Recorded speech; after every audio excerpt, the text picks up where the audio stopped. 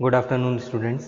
BSc BEd fourth year में next topic होगा fish culture या जिसे कहा जाता है एक्वा कल्चर। फिश कल्चर या एक्वा कल्चर के अंतर्गत एक्वा कल्चर में मछली के लिए जो फार्म बनाया जाता है, तालाब या पॉन्ड बनाया जाता है आर्टिफिशियल रूप से, किस प्रकार का होना चाहिए, जिसे कहा जाता है fish farm and their management. Fish इसके अंदर फार्म की संरचना किस प्रकार की होती है और प्रबंधन इसके अंदर कह सकते हैं किस प्रकार से किया जाता है। और यह इसके अंदर कह सकते हैं जो कल्चर है वह एक्वा कल्चर के अंतर्गत आता है। फर्स्ट,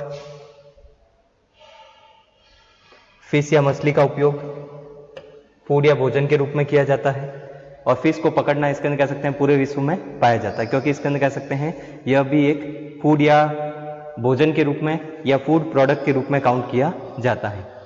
लेकिन इस प्रकार इसके अंदर कह सकते हैं फिश को पकड़ना सफिशिएंट या पर्याप्त नहीं होता है।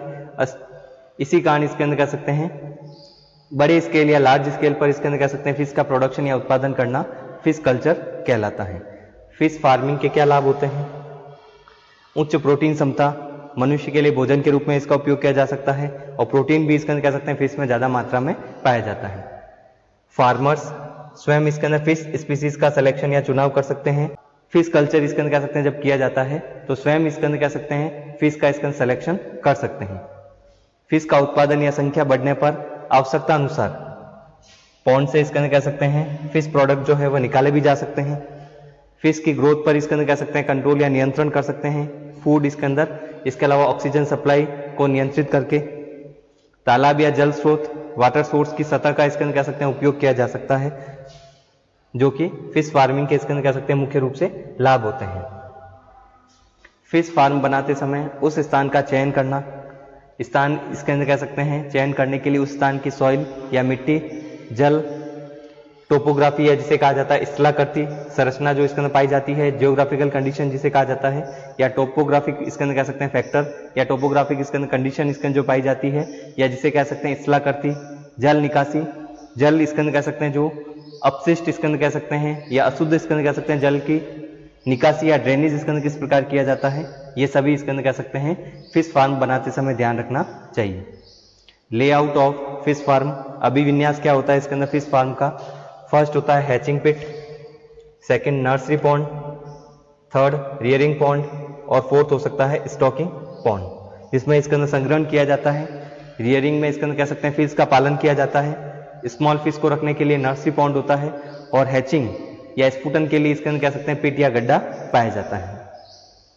फिश फार्म की सफलता, फिश फार्मिंग इसके अंदर कह सकते हैं सक्सेसफुल होगा और इकोनॉमी इसके अंदर कह सकते हैं उपयुक्त स्थान पर निर्भर करती है।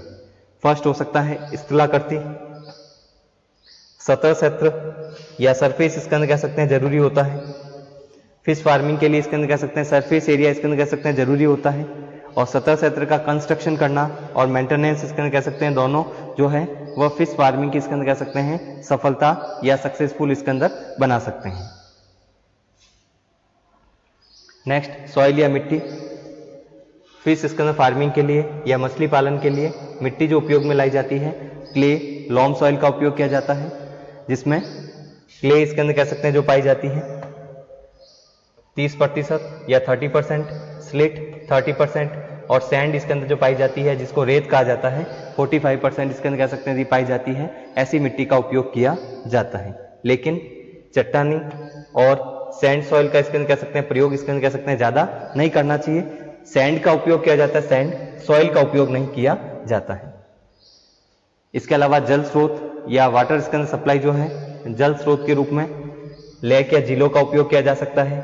वेल या कुएं, स्ट्रीम या जलधारा, रिवर या नदी का उपयोग कर सकते हैं, कैनाल सिस्टम का उपयोग कर सकते हैं या किसी रिजर्वायर का उपयोग किया जा सकता है इसके अंदर जल स्रोत के रूप में। लेआउट या अभिविन्यास की बात करें, फर्स्ट इसके अंदर हो सकता है जिसमें हैचिंग पिट, इसमें स्मॉल इसके अंदर कह सकते हैं टैंक का उपयोग किया जाता है और फर्टिलाइज एग के लिए इसके अंदर किया जाता है, क्योंकि फर्टिलाइजेशन के बाद में जो एग है डेवलपमेंट होगा और फिर इसके अंदर कह सकते हैं इस प्रकार के एग या अंडाणु में इसके अंदर कह सकते हैं डेवलपमेंट के बाद में हैचिंग होती है। अंडे की इसके अंदर कह सकते हैं कवच जो होता है वो डैमेज होता है, जिसे इसके अंदर कह सकते हैं हैचिंग कहा जाता है। तो फर्स्ट इसके अंदर जो होता है वो हैचिंग पिट होता है। हैचिंग पिट जो है इसके अंदर कह सकते हैं इसमें कंटिन्यूस इसके अंदर कह सकते हैं जल की सप्लाई होनी चाहिए, लेकिन स्लो वाटर फ्लो इसके अंदर कह सकते हैं या जल इसके अंदर का बहाव जो होता है वो धीरे होना चाहिए लेकिन लगातार होना चाहिए। इसके अलावा हैचिंग पिट में हैपा मेथड इसके अंदर के अंतर्गत 2.1 × 0.5 मीटर का इसके अंदर कह सकते हैं कर्टेन क्लोथ इसके अंदर लगाया जा सकता है। हैचिंग पिट में इसके अंदर कह सकते हैं हैपा मेथड के द्वारा इसके अंदर कह सकते हैं इस प्रकार के कर्टेन या कपड़े का उपयोग किया जा सकता है जो कि हैपा मेथड के अंतर्गत आता है, जो कि अशुद्धियों को भी इसके अंदर कह सकते हैं फिल्टर करके रखेगा। और इसके अंदर कह सकते हैं हैचिंग पिट में इसके अंदर कह सकते हैं इस प्रकार के क्लोथ या कपड़े का उपयोग किया जाता है जिसको कर्टेन क्लोथ कहा जाता है। कर्टेन क्लोथ या जिसे पर्दे का कपड़ा कहा जाता है और उसकी साइज यह होती है। फाइबर जार ग्लास का इसके अंदर कह सकते हैं हैचरी उपयोग में लाई जा सकती है, ग्लास या कांच की बनी हुई जिसमें हैचिंग होती है, जिसमें लगभग 50,000 फर्टिलाइज्ड एग एक साथ रखे जा सकते हैं। और हैचरी की क्षमता कितनी होती है इसके अंदर 6.35 लीटर की। इसके अलावा ब्रीडिंग इसके अंदर पॉन्ड जो है, ब्रीडिंग पॉन्ड से इसके अंदर कह सकते हैं फिश को भेजा जाता है इंक्यूबेशन पॉन्ड में, और इंक्यूबेशन से इसके अंदर कह सकते हैं फिश जो है हैचिंग पॉन्ड में इसके अंदर कह सकते हैं स्थानांतरित होती है, जिसमें मुख्य रूप से फर्टिलाइज्ड एग इसके अंदर रखे जाएंगे। तो हैचिंग इसके अंदर जो पॉन्ड होता है इसके अंदर कह सकते हैं इसमें भी डायरेक्ट इसके अंदर एग या अंडाणु को नहीं रखा जाता है। हैचिंग पिट में इसके अंदर या हैचिंग पॉन्ड में इसके अंदर स्थानांतरित किया जाता है इंक्यूबेशन पॉन्ड से। इंक्यूबेट इसके अंदर इसका अर्थ होता है कि अंडों का जो कवच होता है जो हार्ड होता है, तो इंक्यूबेशन किया जाता है, थोड़ा टेम्परेचर इसके अंदर जल का इंक्रीज करके कवच जो है उसको इसके अंदर कह सकते हैं सॉफ्ट बनाया जाता है। इसके अलावा इंक्यूबेशन पॉन्ड से पहले रखा जाता है ब्रीडिंग पॉन्ड में, जहां पर फर्टिलाइजेशन या निषेचन की क्रिया होती है। हैचिंग पॉन्ड जो होता है इसके अंदर कह सकते हैं इसमें भी पॉन्ड या तालाब दो प्रकार के होते हैं, एक होता है नेचुरल, एक होता है सीमेंटेड। नेचुरल जो पॉन्ड होता है जिसमें हाइड्रिला पादप पाया जाता है या एल्गी है, जू प्लैंकटन पाए जाते हैं जो कि फिश का भोजन हो सकते हैं। इसके अलावा सेकंड जो होता है इसका सीमेंटेड, जो कि आर्टिफिशियल रूप से बनाया जाता है। इस प्रकार के इसके अंदर पॉन्ड या तालाब का उपयोग जो किया जाता है जिसमें प्लास्टर किया जाता है, और हाइड्रिला पादप जो है वो आर्टिफिशियल रूप से इसके अंदर कह सकते हैं लगाए जाते हैं जल में, लेकिन नेचुरल या प्राकृतिक रूप से नहीं पाए जाते हैं। हैचिंग पिट से फिश को नर्सरी पॉन्ड में इसके अंदर ट्रांसफर किया जाता है। नर्सरी पॉन्ड जो होता है इसके अंदर कह सकते हैं समर में यह पॉन्ड इसके अंदर या तालाब ड्राई हो सकता है। इसके द्वारा फिश इनेमीज का उन्मूलन किया जाता है, क्योंकि नर्सरी पॉन्ड है, स्मॉल इसके अंदर फिश को रखा जाता है, तो जो भी इसके अंदर कह सकते हैं फिश इनेमीज हैं या मछली के जो शत्रु होते हैं उनका ध्यान इसके अंदर कह सकते हैं यहाँ पर रखा जा सकता है, और फिश इनेमीज को इसके अंदर कह सकते हैं रिमूव किया जा सकता है, उन्मूलन किया जा सकता है। रियरिंग पॉन्ड, मछली पालन के लिए रियरिंग या इसके अंदर कह सकते हैं फिश का पालन करने के लिए ऑक्सीजन सप्लाई है, फूड इसके अंदर पर्याप्त मात्रा में देना चाहिए, या जल स्रोत इसके अंदर उपलब्ध होना चाहिए, जल पर्याप्त मात्रा में होना चाहिए, प्लांट इसके अंदर या भोजन पर्याप्त मात्रा में उपलब्ध होना चाहिए। यह इसके अंदर कह सकते हैं रियरिंग पॉन्ड में ध्यान रखा जाता है। रियरिंग पॉन्ड या जिसे कहा जाता है मछली पालन के लिए तालाब, यह तालाब स्थायी भी हो सकता है और अस्थायी भी हो सकता है, परमानेंट भी बनाया जा सकता है या टेम्पररी भी बना सकते हैं। इसका उपयोग 2 से 3 मंथ के लिए इसके अंदर कह सकते हैं 2 to 3 मंथ के लिए किया जाता है। तालाब इसके अंदर कह सकते हैं ढलान युक्त होता है, स्लोप पाई जाता है इसमें, और जाल पाया जाता है, नेट पाया जाता है। स्टॉकिंग पॉन्ड, बड़े स्थायी टैंक का उपयोग इसके अंदर कह सकते हैं स्टॉकिंग पॉन्ड के रूप में किया जाता है, क्योंकि इसमें संग्रहण किया जाता है, कलेक्शन किया जाता है। तो बड़े और स्थायी इसके अंदर कह सकते हैं टैंक का उपयोग किया जाता है। 100 मीटर लंबे और 2 मीटर इसके अंदर गहरे टैंक का इसका मुख्य रूप से उपयोग किया जाएगा, जो कि नेट या जाल युक्त टैंक होता है। ड्रेनेज सिस्टम या निकासी तंत्र जो है आउटलेट सिस्टम के द्वारा या जल को इसके अंदर बाहर निकालने के लिए जो ड्रेनेज सिस्टम किस प्रकार का होना चाहिए, आउटलेट सिस्टम के द्वारा इसके अंदर कह सकते हैं जल को बाहर निकाला जाता है। पॉन्ड से इसके अंदर कह सकते हैं जल को दूर इसके अंदर ले जाना, अवे फ्रॉम इसके अंदर कह सकते हैं पॉन्ड। जो वाटर है इसके अंदर कह सकते हैं अशुद्ध जो जल होता है इसके अंदर कह सकते हैं इसे बाहर निकालना ड्रेनेज सिस्टम कहलाता है। तालाब से उत्पादन क्षमता या प्रोडक्टिविटी इसके अंदर कह सकते हैं मुख्य रूप से सॉइल पर निर्भर करती है, मिट्टी किस प्रकार की है, क्योंकि अंदर मिट्टी होगी तभी इसके अंदर कह सकते हैं प्लांट इसके अंदर जो है वह ग्रोथ हो सकते हैं, या जिसे कहा जाता है इसके अंदर कह सकते हैं पादप की वृद्धि हो सकती है। इसके अलावा तालाब या इसके अंदर पॉन्ड जो है, रियरिंग इसके अंदर पॉन्ड जो होता है जो कि प्रोडक्शन या उत्पादन करता है, वह किस पर निर्भर करता है, सॉइल पर, वेजिटेशन या फूड या भोजन जिसे कहा जाता है प्लांट पर। तालाब के बॉटम को क्लीन रखना, साफ रखना चाहिए, इसके अंदर कह सकते हैं किसी प्रकार की अशुद्धियां इसके अंदर कह सकते हैं वहां पर नहीं पाई जाए। अपशिष्ट इसके अंदर कह सकते हैं यदि इकट्ठे होते हैं तो उनको समय समय पर साफ करते रहना चाहिए। लाइम के द्वारा। अनडिजायरेबल इसके अंदर वीड्स या खरपतवार को हटाया जा सकता है। बैक्टीरिया, फिश पैरासाइट को इसके अंदर किल किया जा सकता है, मारा जा सकता है। फूड इसके अंदर कह सकते हैं नेचुरल फूड इसके अंदर फिश को उपलब्ध होना चाहिए। ये सभी इसके अंदर कह सकते हैं जो है फैक्टर जो होते हैं वह फिश इसके अंदर कह सकते हैं प्रोडक्शन को, या जिसे कहा जाता है इसके अंदर कह सकते हैं मछली का उत्पादन इसके अंदर कह सकते हैं इंक्रीज कर सकते हैं, एनहांस कर सकते हैं या बढ़ा सकते हैं। तो सभी जो फैक्टर हैं वह इसके अंदर कह सकते हैं फिश इसके अंदर कह सकते हैं उत्पादन को प्रभावित करते हैं। सॉइल से लेकर वेजिटेशन है या वाटर है, लाइम है या वीड्स या खरपतवार को हटाना है, या मछली के जो एनिमीज हैं उनको रिमूव करना है, शत्रु हो सकते हैं या बैक्टीरिया हो सकता है। नेक्स्ट इसके अंदर हो सकता है एक्वाकल्चर सिस्टम में इसके अंदर कह सकते हैं फ्लो डायग्राम इसके अंदर कह सकते हैं, जिसके द्वारा कैसे फिश को इसके अंदर कह सकते हैं एक स्थान से दूसरे स्थान पर ट्रांसफर किया जाता है। First, grow out tank. एक बार इसके अंदर कह सकते हैं फिश की ग्रोथ होने के बाद में ग्रो आउट टैंक में इसके अंदर कह सकते हैं लार्ज इसके अंदर कल्चर टैंक होता है, जहां पर इसके अंदर कह सकते हैं फिश के नंबर इंक्रीज किए जाते हैं। नेक्स्ट, फिश के नंबर इसके अंदर कह सकते हैं इंक्रीज होने के बाद में रिसर्कुलेटेड इसके अंदर कह सकते हैं वाटर जो है, तो अलग अलग इसके अंदर कह सकते हैं जो स्टेप पाए जाते हैं। ग्रो आउट टैंक से इसके अंदर कह सकते हैं ट्रांसफर किया जाएगा, इसके अंदर कह सकते हैं फिश को सॉलिड रिमूवल किया जाता है। सॉलिड का अर्थ होता है इसके अंदर जो भी अपशिष्ट पदार्थ है इसे रिमूव किया जाता है। सॉलिड में इसके अंदर कह सकते हैं जैसे अपशिष्ट इसके अंदर पदार्थ हो सकते हैं, अनईटन इसके अंदर कह सकते हैं फीड्स हो सकते हैं, भोजन जो दिया जाता है उसमें से जो भोजन इसके अंदर कह सकते हैं बचा हुआ है वह भी इसके अंदर सॉलिड इसका रिमूव या अपशिष्ट का कार्य करता है, जिसे मैकेनिकल फिल्ट्रेशन के द्वारा या छलनी के द्वारा इसके अंदर कह सकते हैं रिमूव किया जा सकता है।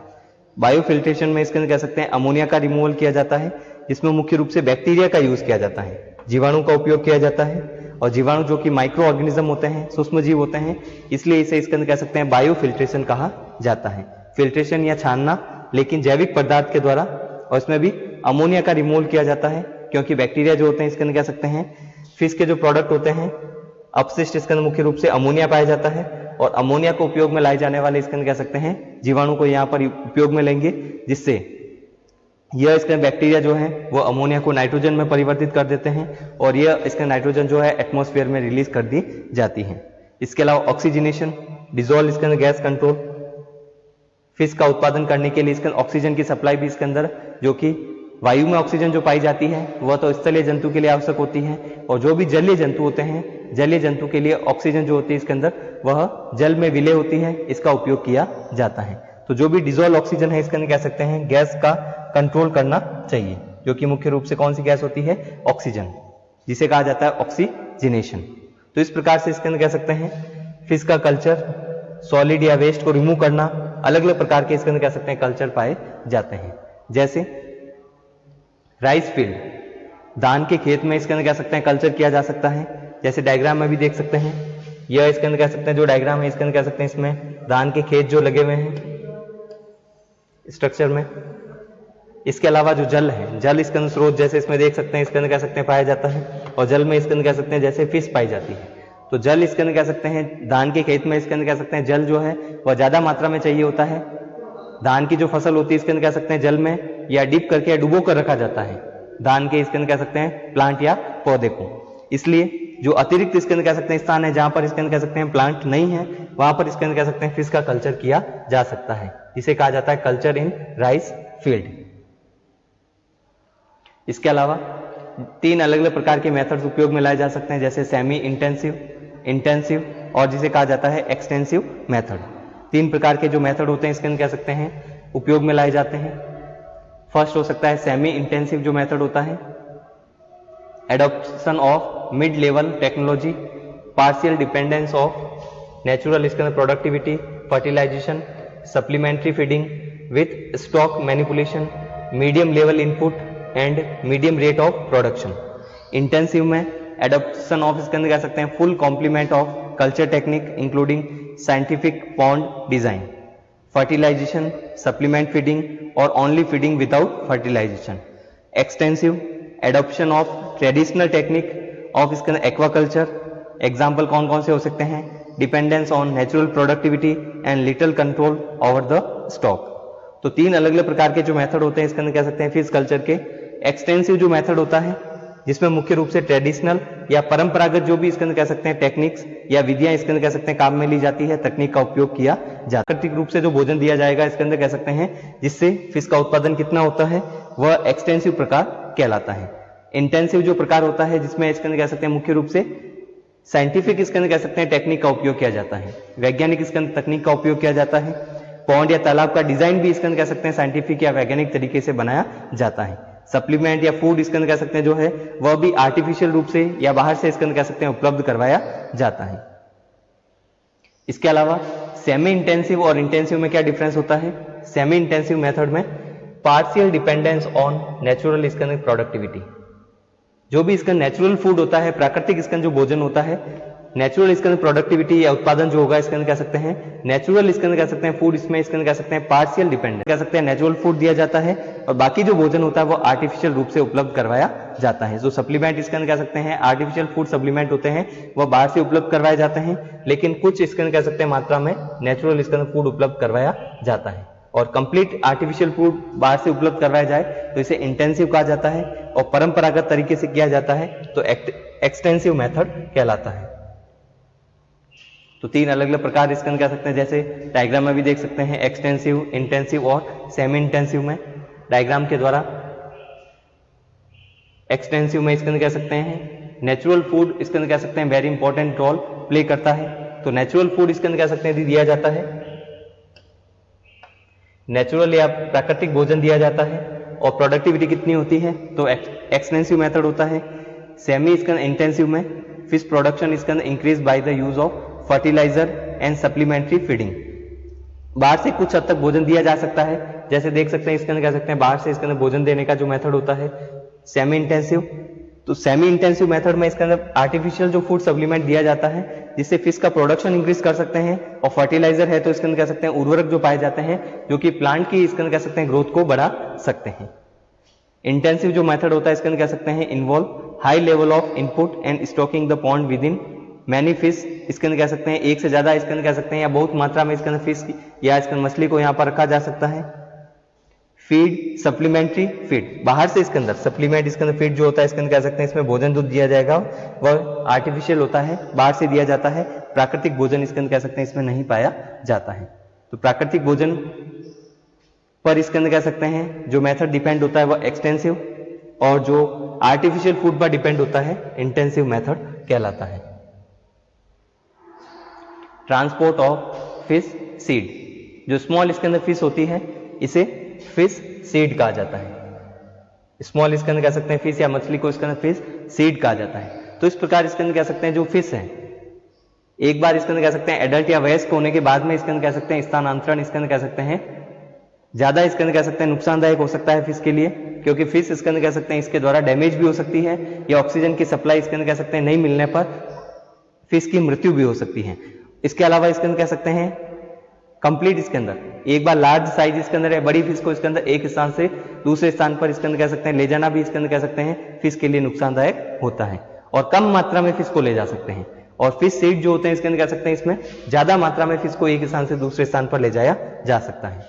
इसके लिए दो मेथड होते हैं, क्लोज टाइप इसके अंदर ट्रांसपोर्ट हो सकता है और सेकंड हो सकता है इसके अंदर ओपन टाइप ट्रांसपोर्ट।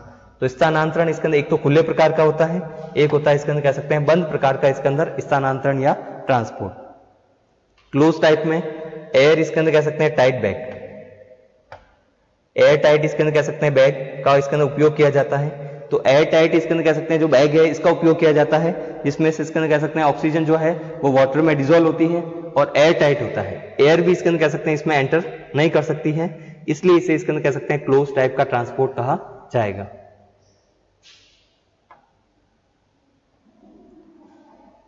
इसके अलावा किसी भी कैरियर सिस्टम के द्वारा स्थानांतरण करते समय सक्सेसफुल ट्रांसपोर्ट इसके अंदर जो है फिश का वह सक्सेसफुल या सफलतापूर्वक होगा या नहीं होगा, यह डिपेंड करता है डिफरेंट फैक्टर पर। फर्स्ट हो सकता है जैसे यदि फिश की संख्या ज्यादा है, मछलियों की संख्या ज्यादा है, तो इसके अंदर कह सकते हैं फूड इसके अंदर यदि पर्याप्त मात्रा में नहीं है तो भी इसके अंदर कह सकते हैं फिश का ट्रांसपोर्ट इसके अंदर कह सकते हैं सफलतापूर्वक नहीं हो सकता है। तो फिश की संख्या इंपॉर्टेंट होती है क्योंकि भोजन उपलब्ध करवाया जाएगा और उसके अनुसार इसके अंदर कह सकते हैं जैसे फिश की संख्या भी इंक्रीज होती रहेगी, जैसे जैसे फिश इसके अंदर कह सकते हैं फूड को यूज करेगी, जिसको कहा जाता है टोटल बायोमास इंक्रीज होगा। ऑक्सीजन कंजप्शन भी ज्यादा होगा, जितनी इसके अंदर कह सकते हैं फिश ज्यादा होगी। जल में ऑक्सीजन की सांद्रता स्टार्टिंग में या प्रारंभ में तो इसके अंदर कह सकते हैं ज्यादा होती है, ऑक्सीजन डिजोल्व होती है, लेकिन बाद में इसके अंदर कह सकते हैं धीरे धीरे कंजप्शन के कारण ऑक्सीजन की सांद्रता जल में कम हो सकती है।